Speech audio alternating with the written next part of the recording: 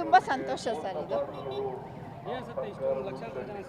ಲಕ್ಷಾಂತರ ಜನ ಸೇರಿದ್ದಾರೆ ಅಂದರೆ ಅಷ್ಟು ಜನರ ಅಭಿಮಾನ, ಒಂದು ಅವರ ಕೃತಜ್ಞತೆ ಸಲ್ಲಿಸೋದಕ್ಕೆ ಜನಗಳು ಇಷ್ಟೊಂದು ಸೇರಿದ್ದಾರೆ. ನಮ್ಮ ಸಿದ್ದರಾಮಯ್ಯ ಸಾಹೇಬರು ಕೊಟ್ಟಿರೋ ಅನುದಾನಗಳಾಗಿರ್ಬೋದು, ಅವ್ರು ಕೊಟ್ಟಿರೋ ಗ್ಯಾರಂಟಿ ಮತ್ತು ಮಹಿಳೆಯರ ಪ್ರಾಧಾನ್ಯತೆ, ಒಂದು ಏನೋ ಅಂಗವಿಕಲರು ಕೊಡೋದಾಗಿರ್ಬೋದು, ಬಡಜನ ಗೃಹಿಣಿ, ಪ್ರತಿಯೊಂದು ಒಂದೊಂದು ಪ್ಲಸ್ ಪಾಯಿಂಟು. ಮತ್ತು ಇಷ್ಟು ಜನ ಸೇರಿರೋದು ನೋಡಿದ್ರೆ ಈ ಥರ ಜನನಾಯಕ ಇನ್ನು ಮುಂದೆ ಹುಟ್ಟುತ್ತಾರೋ ಇಲ್ವೋ ನಮಗೆ ಗೊತ್ತಿಲ್ಲ. ಈಗ ನಮ್ಮ ಪೀಳಿಗೆಲಂತೂ ನೋಡ್ತಾ ಇದ್ದೀವಿ. 2 ಬಾರಿ ಸಿಎಂ ಆಗಿದ್ದಾರೆ, 2ನೇ ಅವಧಿ ನಡೀತಾ ಇದೆ. ಮುಂದೆ ಎಷ್ಟು ಇನ್ನೂ ಸಿಎಂ ಆಗಿರ್ಬೇಕಂದ್ರೆ ಹೆಂಗೆ? ಖಂಡಿತ ಇಂಥ ಒಳ್ಳೆ ವ್ಯಕ್ತಿಗಳು ರಾಜಕೀಯದಲ್ಲೇ ಇರಬೇಕು. ಮತ್ತು ಇನ್ನೂ ಜನಕ್ಕೆ ಹೆಚ್ಚು ಸೇವೆ ನಾವುಗಳು ಪಡ್ಕೋಬೇಕು. ಅವ್ರ ಕಡೆಯಿಂದ ಎಲ್ಲ ಜನಕ್ಕೂ ಒಳ್ಳೇದಾಗ್ತಾ ಇದೆ.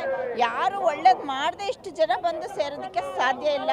ಎಲ್ಲರಿಗೂ ಒಂದು ಒಳ್ಳೆ ಮನಸ್ಸಿರುತ್ತೆ, ಅವರಿಂದ ಪಡ್ಕೊಂಡಿದ್ದಾರೆ, ಬಂದು ಕೃತಜ್ಞತೆ ಸಲ್ಲಿಸ್ತಾ ಇದ್ದಾರೆ. ಅವ್ರು ಹೇಳಿದ್ರಲ್ಲ, ಒಳಗೆ ಹೋಗೋಕ್ಕಾಗಿಲ್ಲ ಸರ್ ನಮಗೆ. ಒಂದೇ ಏನೋ ಒಂದು ಅವರು ಮುನ್ನಡೆ ಚೆನ್ನಾಗಿ ನಡೆಸ್ಕೊಂಡು ಹೋಗ್ತಾರೆ, ನಾವು ಅವ್ರ ಹಿಂದೆ ಹೋಗ್ತೀವಿ ಅಷ್ಟೇ. 2 ಸಲ ಸಿಎಂ ಆಗಿರೋದು ದೇವರಾಜ ಅರಸು ಬಿಟ್ಟರೆ ಇವರೇ ಸಿಎಂ. ಹಾಂ, ಹೌದು. ಚೆನ್ನಾಗಿ ನಡೆಸ್ತಾರೆ ಅಂತ ಅನ್ಕೋತೀವಿ. ಮಾಡ್ಬೋದು, ಚೆನ್ನಾಗಿ ನಡ್ಸ್ಕೊಂಡು ಹೋಗ್ಬೋದು. ಸರ್ಕಾರದ ಗ್ಯಾರಂಟಿ ಯೋಜನೆಗಳು 5 ಯೋಜನೆ ಮಾಡಿದಾರಲ್ಲ ಅವ್ರು. ಇವಾಗ ಬಸ್ ಫ್ರೀ ಬಿಟ್ಟಿದ್ದಾರೆ, ಮತ್ತು ಗೃಹಿಣಿಗೆ 2,000 ಕೊಡ್ತಾ ಇದ್ದಾರೆ, ಮತ್ತು ಅಕ್ಕಿ ಅಲ್ವಾ, ಇನ್ನೊಂದೆರಡು ಅನ್ನಭಾಗ್ಯ ಕೊಟ್ಟಿದ್ದಾರೆ, ಇನ್ನೊಂದು ಯುವ ನಿಧಿ 5 ಕೊಟ್ಟಿದ್ದಾರೆ, ನಡೆಸ್ತಾ ಇದ್ದಾರೆ ಅವ್ರು ಈಗಲೂ. ನಮಗೂ ಗೃಹಲಕ್ಷ್ಮಿ 2,000 ಬರ್ತಾ ಇದೆ. ಸಿದ್ದರಾಮಯ್ಯ ಸರ್ಕಾರ ಖುಷಿ ಅನಿಸುತ್ತೆ?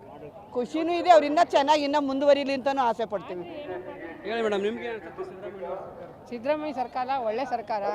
ಮತ್ತು ಏನಪ್ಪ ಅಂದರೆ ಅವ್ರು ಕೊಟ್ಟಿರೋ 5 ಯೋಜನೆಗಳನ್ನು ಎಷ್ಟೋ ಜನ ಬಡವರುಗಳಿಗೆ ಉಪಯೋಗ ಆಗಿದೆ, ಮತ್ತು ಅದರಿಂದನೂ ಉಪಯೋಗ ಪಡಿತಾ ಇದ್ದಾರೆ.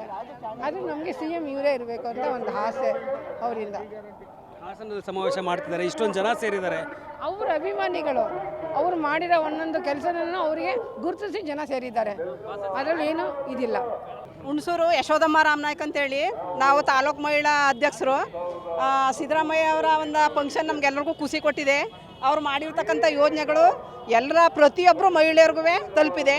ಇಂದಿನ ಸರ್ಕಾರಗಳು ಹೇಳ್ಬೋದು ಏನಂತ, ನಾವು ಇದಕ್ಕಿಂತ ಹೆಚ್ಚಿನ ಕೆಲಸ ಮಾಡಿದ್ದೀವಿ ಅಂತ. ಅವ್ರ ಕೆಲಸ ಅವ್ರು ಮಾಡ್ಕೊಂಡಾರೆ ಅಷ್ಟೇ ವಿನಃ ಸಿದ್ದರಾಮಯ್ಯರು ಆಗಲ್ಲ. ಅವರು ಮಾಡಿಕೊಂಡು ಅದರಿಂದ ಬಂದಂಥ ಯೋಜನೆಗಳ ಜನಗಳಿಗೆ ತಲುಪಿಸಿದ್ದಾರೆ.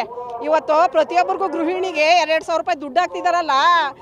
ಕೆಲವು ಬಡ ಮಹಿಳೆಯರಿಗೆ ಒಬ್ಬ ಮನೇಲಿ ಕುಡ್ಕ ಇದ್ಬಿಟ್ರಂತೂ ಆ ಒಂದು 2,000 ರೂಪಾಯಿನೇ ಪ್ರತಿ ತಿಂಗಳು ಅದನ್ನು ಉಪಯೋಗಿಸ್ಕೊಂಡು ತನ್ನ ಮಕ್ಕಳಿಗೆ ಊಟ, ಬಟ್ಟೆ, ಈ ಥರ ಎಲ್ಲ ಪ್ರತಿಯೊಂದಕ್ಕೂ ಸದಾ ಅದನ್ನು ಉಪಯೋಗಿಸ್ತಿದ್ದಾಳೆ. ಮತ್ತು ಅಕ್ಕಿ ಇದರಲ್ಲಿ ಅಮೌಂಟ ದುಡ್ಡು ಹಾಕ್ತಿದ್ದಾರೆ. ಮತ್ತು ಫ್ರೀ ಎಲ್ರಿಗೂ ಮಹಿಳೆಯರಿಗೆ ಎಲ್ಲಕ್ಕಿಂತ ಹೆಚ್ಚಾಗಿ ಒಂದು ಉಚಿತ ಒಂದು ಯೋಜನೆ ಅಂದರೆ ಫ್ರೀ ಬಸ್ಸು. ಕೆಲವ್ರು ಹೇಳ್ತಾರೆ ಈ ಫ್ರೀ ಬಸ್ಸು ಮಾಡಬಾರ್ದಿತ್ತು ಯಾರೋ ಸಿದ್ದರಾಮಯ್ಯನವರು ಅಂತವ. ಅದೇ ಆ ಫ್ರೀ ಬಸ್ಸಲ್ಲಿ ಹೋದ ಮಹಿಳೆ ತನ್ನಿಂದ 50 ರೂಪಾಯಿ ಇರ್ತದಲ್ಲ ಪರ್ಸಲ್ಲಿ, ಅದನ್ನ ಯಾರಿಗಾರೆ ಭಿಕ್ಷುಕರಿಗೆ ಹಾಕಕ್ಕೆ ಹೇಳಿ ಅವ್ರನ್ನ ಹಾಕ್ತಾರ? ಇಲ್ಲ, ಸುಮ್ಮನೆ ಡೌ ಹೊಡಿತಾರೆ ಅಷ್ಟೇ. ಹಾಕ್ಬಾರ್ದಿತ್ತು, ಮಾಡಬಾರ್ದಿತ್ತು ಅಂತವ. ಇವರು 10 ರೂಪಾಯಿನೂ ದಾನ ಮಾಡೋ ಯೋಗ್ಯತೆ ಇಲ್ಲ ಅವ್ರಿಗೆ. ಆ ಸಿದ್ದರಾಮಯ್ಯನವ್ರನ್ನ ಹಾಡ್ಕೋತಾರೆ. ಏನು ಕಾಡ್ಕೋಬೇಕು ಅವ್ರನ್ನ? ಅವ್ರ ಥರ ಧೀಮಂತ ನಾಯಕ ಇನ್ನು ಹುಟ್ಟೋದು ಇಲ್ಲ. ಇಂಥ ರಾಜಕೀಯ ರಂಗದಲ್ಲಿ ಇನ್ಯಾರು ಇವರಂತ ಒಂದು ರಾಜಕೀಯ ಪ್ರವೇಶ ಮಾಡೋಕ್ಕೂ ಆಗೋದಿಲ್ಲ. ನಾನು ST ಮಹಿಳೆ ಯಶೋದಮ್ಮ ರಾಮನಾಯ್ಕ ಅಂತೇಳಿ, ನಾವು ಆದಿ ಕಾಲದಿಂದ ಕಾಂಗ್ರೆಸ್ಸಿಗರು. ಅದರಲ್ಲೂ DK ಶಿವಕುಮಾರ್ ಅಂತವರು ಯಾವುದೇ ಜಾತಿ ರಾಜಕೀಯ ಮಾಡದೆ ಅವರ ಬೆನ್ನೆಲುಬಾಗಿ ನಿಂತಿದ್ದಾರೆ. ಅಂತ ನಮ್ಮ ಕಾಂಗ್ರೆಸ್ ಬೆಂಬಲಿಗರು ಇನ್ನೂ ಹಲವಾರು ಜನ ಬೆಳೀಲಿ ಅಂತೇಳಿ ಅವ್ರಿಗೆ ನಾವೆಲ್ಲ ಮಹಿಳೆಯರ ಪರವಾಗಿ ಅವ್ರಿಗೆ ಶುಭ ಕೋರ್ತಾ ಇದ್ದೀವಿ. ಇನ್ನೂ ಹಲವಾರು ಯೋಜನೆಗಳನ್ನ ನಮ್ಮ ಮಹಿಳೆಯರಿಗೆ ನೀಡಲಿ ಅವರು. ಇಂಥ ಮಹಿಳಾ ಸಂಘದವರು ನಾವು ಹುಣಸೂರಿನ ಬಂದಿದ್ದೀವಿ. ಅವ್ರನ್ನೇ ಒಳ್ಳೇದಾಗಲಿ ಅಂತ ಅವರಿಂದ ಆಶೀರ್ವಾದ ಪಡ್ಕೊಳ್ಳೋಕ್ಕೆ ನಾವು ಅವರೇ ಪ್ರತಿಯೊಂದು ಅವರ ವಯಸ್ಸಿರೋ ತನಕ ಅವರೇ ಮುಂದಿನ ಮುಖ್ಯಮಂತ್ರಿ, ಮುಂದಿನ ಸಿದ್ದರಾಮಯ್ಯರು ಅವರೇ ಆಗಿರಲಿ. ಜೈ ನಮ್ಮ ಸಿದ್ದರಾಮಯ್ಯ ಅವ್ರಿಗೆ ಜೈ, ನಮ್ಮ ಸಿದ್ದರಾಮಯ್ಯ ಅವ್ರಿಗೆ ಜೈ, ಸುನಿಲ್ ಭಾಸ್ಕರ್ ಜೈ.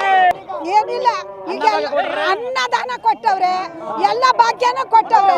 ನಮ್ಮ ಸಿದ್ದರಾಮಯ್ಯನಿಂದ ಬೇಕಾದಷ್ಟು ಸೌಲಭ್ಯ ಆಗದೆ, ಬೇಕಾದಷ್ಟು ಅನುಭವಿಸಿ ಚೆನ್ನಾಗಿ ತಿಂತಾವ್ರೆ. ಬಡವ್ರ ಬಗ್ಗರು ಬದುಕ್ತಾವ್ರೆ.